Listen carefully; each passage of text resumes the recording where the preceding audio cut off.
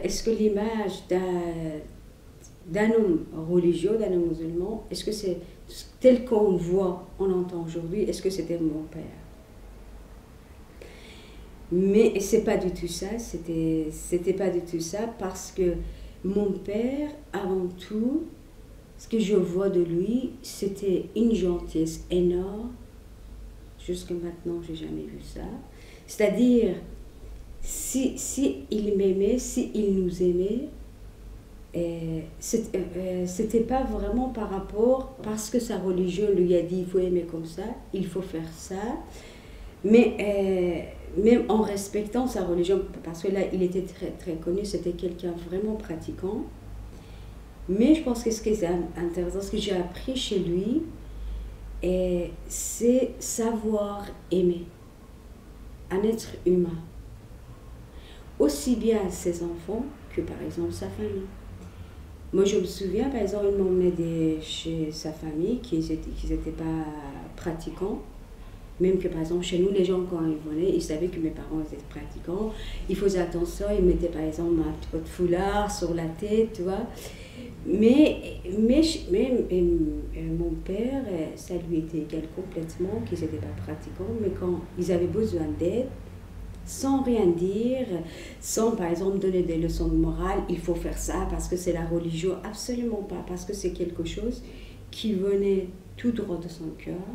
Quand j'ai fait un petit peu j'avais des activités soi-disant politiques à l'âge de 14-15 ans, quand je suis allée en prison, quand je comparais mes parents, surtout mon père, avec les parents de mes amis, des autres prisonniers qui étaient intellectuels, des gens de gauche. Donc c'est là que je me suis rendu compte, j'ai eu énormément de la chance de vivre la démocratie. Mes parents, ils n'étaient pas intellectuels. Mais là, par exemple, on savait que ma mère et mon père, ils n'étaient pas d'accord, pas forcément sur pas mal des choses. Mais tellement ils se respectaient l'un l'autre, ils vivaient ensemble, mais ce n'était pas la peine d'être vraiment idéologiquement, de penser la même chose l'un l'autre. Il n'y avait pas de reproches, il n'y avait pas de bagarre, jamais. Ça, c'était une chance. C'est là que je me suis dit que vraiment c'est ça la démocratie. Quand j'avais 13 ans, on a arrêté mon frère. Donc on allait avec mon père en prison, pauvre, il était quand même assez âgé. On allait le matin à 6h du matin, des fois on restait jusqu'à 7h du soir pour voir mon frère qui était dans une autre prison qui s'appelait Evin. Les parents qui étaient là en disant « Ah, on a fait ça pour... on a grandi, on a tout fait pour nos enfants, pour qu'ils nous aident à la fin. On va leur dire, on va les engueuler pour dire pourquoi vous avez fait ça. » Mais mon père, il disait rien, mais il les regardait, il disait « Si vous avez fait des enfants, c'est pas pour vous, c'est pour eux-mêmes. » Là, c'était quelque chose, c'était magnifique, parce que c'est vrai, en plus, c'est pour ça que je dis, la vraie amitié, je l'ai goûtée chez mon père. Il disait « C'est pas pour nous.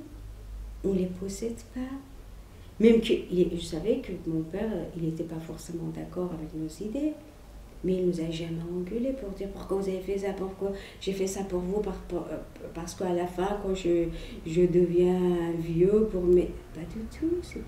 Mais là, il y a une fois encore, quand on m'a arrêtée, et j'étais dans la pièce où était mon tortionnaire. J'ai entendu la voix de mon père.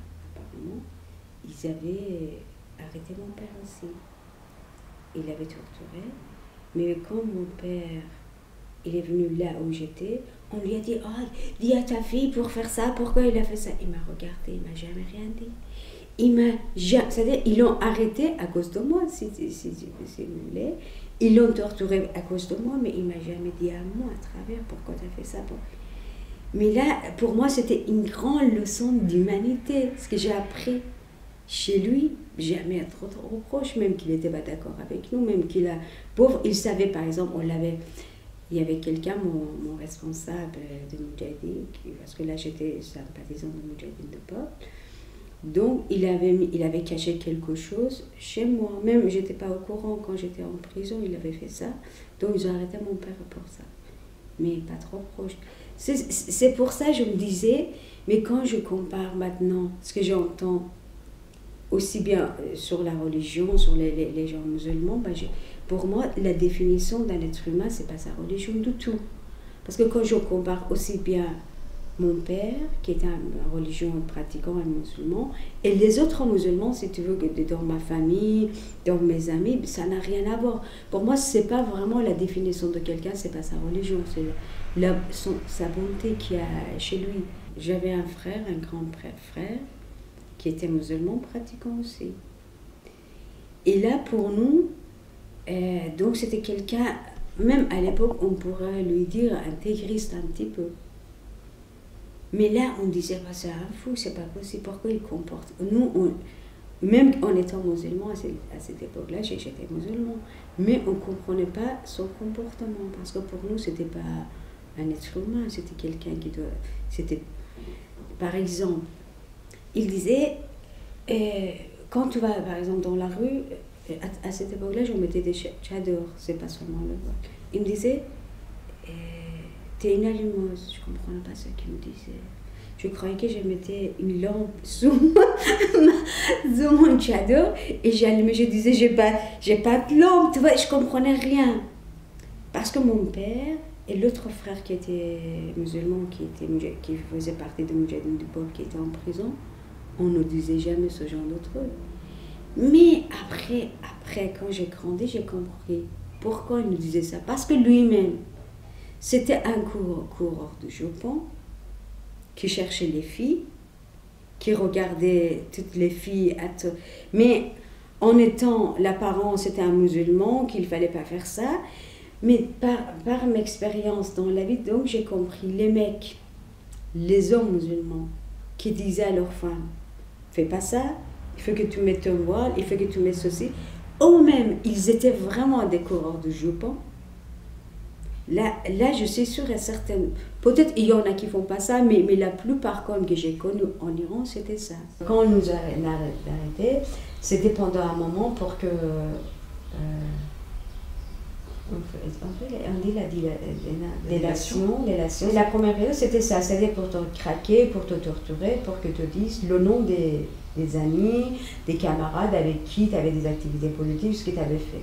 Des activités politiques, quand je te parle, c'est-à-dire pour distribuer des tracts. C'était ça, juste pour dire qu'on voit la liberté, le Shah d'Iran, c'est quelqu'un, c'est une dictature, c'était ça, c'était pas grand-chose, si tu vois, c'était ça.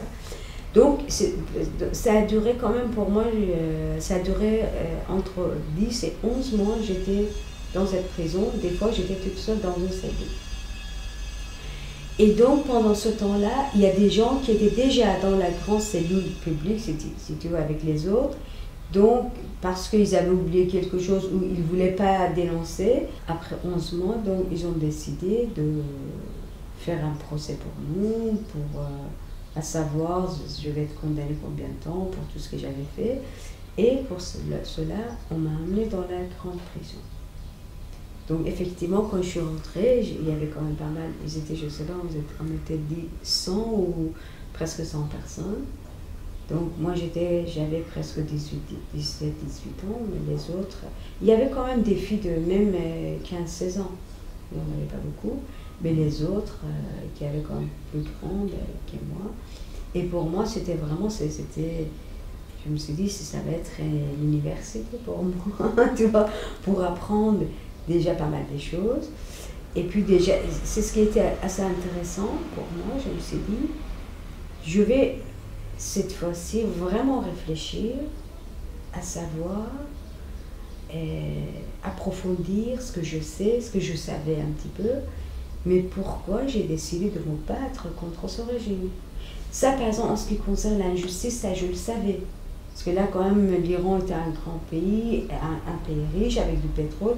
Quand je voyais, par exemple, si tu veux, les pauvres et les riches, Là, pour moi, je me posais toujours des questions, même avant d'avoir des activités politiques. J'étais assez sensible pour ça. Je disais pourquoi, tu vois. Et après, là, pour l'histoire de la liberté aussi, on parlait de la liberté. Mais je me disais, c'est pas assez ce que je savais. Déjà, j'avais pas assez de temps pour réfléchir, pour étudier avant d'être arrêtée, tu vois. Je me suis dit, tiens, c'est...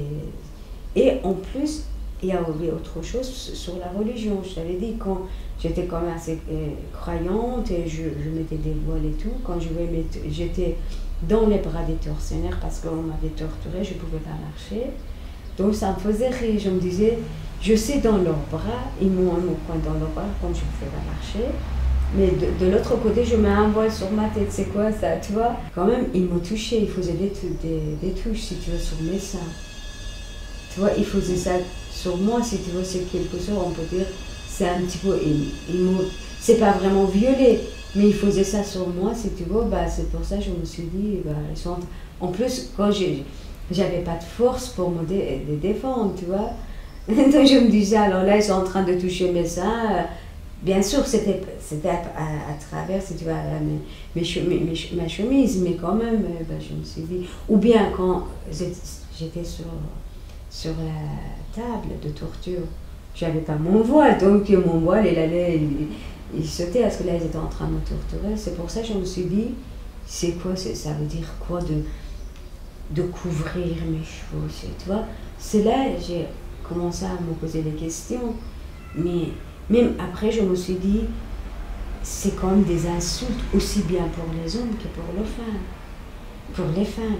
C'est-à-dire de se torturer. Pourquoi? Pour empêcher que les hommes soient excités. J'ai dit, c'est quoi ça?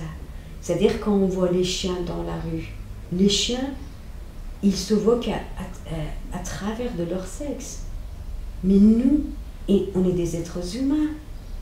On n'est pas que des sexes, on est quand même nos cerveaux. C'est-à-dire, la définition de nous, c'est ça. Mais pourquoi, à chaque fois qu'on se rencontre, c'est-à-dire, c'est tout à fait normal, c'est par rapport à notre définition, qui est notre cerveau, notre savoir, je sais pas, c'est ça.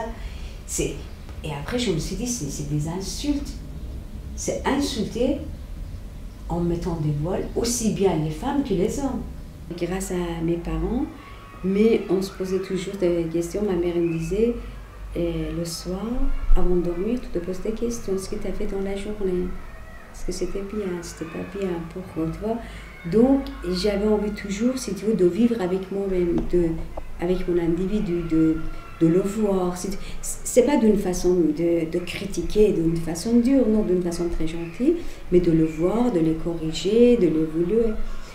Et donc, là, ça continuait en prison aussi. C'est quand tu pars avec les gens, si tu leur poses des questions, pourquoi tu fais ça, inconsciemment ou consciemment, ils te répondent parce qu'il faut faire, parce qu'on nous a dit, c'est qui on. Quand tu parles à chaque de on, mais on, il ne sait pas encore, ils disent on, toi, on nous a formaté, la vie ça veut dire ça, de se marier, d'avoir des enfants, d'acheter ceci, d'acheter cela, faire ça, tu vois. Mais là, ce qui m'a libérée complètement de dire pourquoi il faut faire ça, pour quelle raison, tu vois. Mais là, donc j'ai compris quand même que c'est vrai quand même pendant des siècles, des siècles qu'on nous a... C'est vrai que les gens, et heureusement, ils commencent à se poser des questions, de se libérer, mais je pense qu'on a encore des chemins, si tu veux. C'est tellement... On est imprégné dans les il faut, dans la vie que nous a formaté, qu'on nous a conditionné. Quand je suis sortie de la prison, quand j'étais devenue athée, je savais que c'était très difficile pour mon père. C'était quand même quelqu'un non seulement croyant, c'est vraiment pratiquant. Il était connu aussi bien là où il travaillait, dans la famille, c'est quelqu'un qui est pratiquant, croyant et tout. Et comme il y a quand même pas mal de gens dans ma famille, il y a même des gens avec qui j'avais des activités politiques à l'époque Richard, avec qui j'étais en prison. Quand ils ont su que j'étais athée, ils m'ont boycotté, si tu veux. Ils ne voulaient même parler pas avec moi. Même, il y a certaines personnes avec qui aussi j'avais des activités politiques. Après la libération, une fois que le régime, c'est-à-dire qui a changé, Donc, ils ont collaboré avec le régime actuel. Donc, ces gens-là, comme ils me connaissaient, donc ils m'ont menacé de mort et tout ça, tu vois. Et là, je me suis dit, peut-être pour mon père, ça va être très très difficile. Parce qu'ils l'ont menacé aussi en disant que ta fille, elle est athée, il faut la mettre dehors, tu vois. Il disait tout le temps ça. Et d'ailleurs, mon grand frère, lui aussi, il disait, bah là, c'est quelqu'un impur. Donc, j'ai décidé à parler une fois tranquillement avec mon père. C'était un soir, je l'ai appelé, je dis, j'ai envie de parler. Donc, je lui parlais longuement en disant que je t'aime énormément, je te comprends parfaitement si tu n'es pas d'accord avec moi. En plus, tout le monde te menace, surtout quand il était un commerçant dans le bazar de Téhéran, qui est comme ça grand. Et donc, mais je te comprends parfaitement, donc si tu veux, je peux partir d'ici de chez toi. C'est pas grave, en gardant mon amitié, mon amour pour toi. Donc je lui parlais pendant, je ne sais pas, 1 heure. Donc pendant 1 heure, il ne me disait rien. Mais au bout d'1 heure, il m'a regardé, il m'a dit, ma fille, est-ce que tu as jamais entendu un père m'adore son propre enfant? Donc, c'est-à-dire, pour lui, la question ne se posait même pas. C'est-à-dire, ça voulait rien dire pour lui. Avant tout, c'était son amour qui comptait. Vraiment, pour moi, c'était quelque chose d'extraordinaire. Justement, ce que je voulais dire aussi, et moi, je pense, même c'était quelqu'un vraiment modeste, qu'il aimait être modeste, si tu veux. C'était pas un intellectuel, mais c'était un être humain évolué. C'est rare, si tu veux, de voir, parce que là, il y a tu vois, les gens intellectuels qui sont prétentieux, qui prétendent, qui savent énormément des choses et tout, mais en ce qui concerne la relation humaine, ils ne sont pas du tout évolués. Si tu veux, moi, je pense qu'il y a 2 choses complètement différentes. C'est-à-dire, si l'idéologie ou bien tout ce qu'on sait, si ça ne sert à rien, si ça ne sert pas, si tu veux, dans la relation sociale des êtres humains entre eux, ça sert à quoi? Ça sert à ce qu'on voit maintenant entre les gens qui tuent pour leurs idées, aussi bien les gens de gauche que de droite, ou les gens athées, ce qui s'est passé même. Je me souviens quand j'avais quand même des activités politiques avec les gens de gauche. Mais là, une fois, je me rappelle que là, quand même, au bout d'un moment, quand ça ne marchait pas, on se posait des questions sur les principes. Et le jour au lendemain, je vois des amis, des copains, avec qui, des camarades, disons des camarades, avec qui on avait des activités politiques et tout ça. Ils ne vous répondaient pas quand vous lui disiez bonjour. C'est-à-dire que c'est ça l'idéologie. C'est-à-dire l'être humain est au service de l'idéologie, n'importe quelle idéologie. Ça doit être le contraire, c'est-à-dire il faut que l'idéologie, la religion, n'importe, soit au service de l'être humain. Donc ce que j'ai vécu quand même, j'ai eu de la chance de vivre ça avec mon père, que je vois assez rarement, aussi bien je te dis avec les gens de gauche et de droite, de n'importe quelle religion. Et même par exemple les gens qui tuent, qui mettent des bombes dans leur corps, qui vont tuer, mais ils croient qu'ils se sacrifient leur vie, pas du tout. Ce sont des gens hyper égoïstes, parce qu'ils croient que tout ce qu'ils savent c'est juste, et donc qui se permet, si tu veux, d'aller tuer tout le monde en disant que non, on est en train de défendre, je sais pas, les Palestiniens, les gens, les pauvres, c'est pas du tout ça. Pour eux, non, ce sont des gens égoïstes, parce qu'ils croient avec leur idéologie, leur religion, ils savent tout, ils ont droit, si tu veux, le droit absolu. Et ils sont incapables de voir vraiment l'être humain, les gens à côté d'eux, qui sont ces gens-là. J'avais aussi une sœur qui était beaucoup plus jeune que moi, si tu veux. Et quand je suis sortie de la prison, elle avait, je sais pas, je pense que peut-être 13 ans, 14 ans, quelque chose comme ça. Elle était avec le Moudjahidine du peuple, donc elle était obligée, si tu veux, de se cacher, parce que le régime a commencé à c'est à les arrêter et à les exécuter massivement. Même, ils n'avaient même pas honte, ils disaient tous les jours, par exemple, je me souviens à la radio ou dans les journaux, c'est marqué aujourd'hui, on a exécuté 30 personnes, 40 personnes, c'était vraiment comme ça. Ils voulaient, si tu veux, aller dans le nord du pays et après, pour sortir clandestinement. Je pense qu'elle était aussi, je pense que le régime, peut-être l'ont persécuté, ils l'ont su, ils l'ont arrêté une deuxième fois. Une deuxième fois, ils l'ont arrêté. Mais c'est ce que j'ai su après, ce que m'ont dit mon père et ma grande sœur, que bien sûr, elle restait cette fois-ci 3 mois en prison, pas plus, parce qu'ils l'ont exécutée. Mais comme encore toutes les filles vierges, ils l'ont violée avant de l'exécuter parce que ces religions, on peut encore, je te dis, c'est vraiment horrible, ces religions, ils croyaient, ces religions comme ces gens-là, pour moi, c'est pas vraiment... Et ils disaient, voilà, si les filles vierges, si ils sont vierges qui sont exécutées, ils vont aller au paradis. Pour l'empêcher qu'ils aillent en paradis, il faut quand même que le viol, qu'ils ne soient pas vierges, qu'ils aillent en enfer. C'est ce que... D'ailleurs, c'est pour ça, si tu veux, quand mon père a entendu ça, comme c'était pas quelqu'un qui parlait beaucoup, si tu veux, sur ses souffrances, mais pendant 6 mois, il ne pouvait pas manger du tout.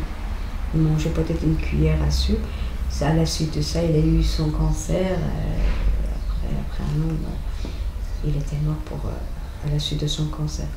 Voilà, donc c'est l'histoire de ma soeur. En plus, il y a mais ce qui était bizarre, c'était tout le temps ça. Si tu veux, même on avait quand même une amie qui était enceinte, si tu veux, qui avait 26 ans, une fille. Mais ils l'ont exécutée avec son bébé dans le ventre. C'était à cette époque-là, c'était comme ça. Même ils ont exécuté, si tu veux, les gens, une fille qui était sourde et muette, mais ils croyaient qu'elle était en train de résister. Elle ne pouvait pas parler, si tu veux, elle ne pouvait rien dire, mais c'est après, une fois qu'ils l'ont exécuté, ils ont su que c'était sourde et muette, elle ne pouvait pas. Donc c'était à cette époque-là, c'était tout le temps comme ça. J'aimais énormément mon père. Moi, je me souviens quand j'étais petite, des fois que j'avais l'impression qu'il était malade, je regardais à travers des fenêtres, est-ce qu'il respirait ou pas? Et après, à un moment donné, je croyais qu'il respirait pas. Et après, je m'étais à pleurer, je disais, je négociais avec le bon Dieu, je disais, tu sais, il faut pas qu'il meure, c'est important, c'est moi qui dois mourir, parce que j'ai pas d'enfant, j'ai rien, mais lui, il est responsable, il a des emplois. Je négociais au bon Dieu qui mais après, des fois, je me disais, c'était pour moi, c'était magnifique. Un jour, mon père, quand il est mort, que je meurs avec lui, qu'on met mon corps sur le sien. C'était magnifique pour moi, c'est le paradis. Tellement je me sentais proche de lui. Mais quand je suis arrivée en France, de toute façon, on n'avait même pas envie de partager avec lui. C'était tellement quelque chose. Je suis sortie, la première fois que j'ai bu de la bière, que je n'aimais pas, je suis allée acheter des bières dans la rue. Je me suis mise à boire de bière et tout ça. Et c'était très dur. Mais je me suis dit après, tu vois, soit il faut que tu meurs pour rejoindre ton père, soit pourquoi tu es si mal. En plus, tu es en train de mourir, mais ça c'est... Mais pourquoi, si tu es mal pour ton père, c'est parce que tu avais envie qu'il soit vivant. Et alors, là, pour qu'il soit vivant, justement, il faut que tu ailles bien et te fais vivre toutes ces qualités qu'il avait en lui, que tu fais vivre ça en toi. C'est-à-dire, si tu veux, comme ça, si tu vois, il va vivre en toi tout le temps, justement, ce que tu voulais. Mais là, ça m'a calmé, ça m'a aidé énormément. Mais c'est vrai que depuis, il ne me quitte pas. Moi, j'ai pas raison qu'il est mort.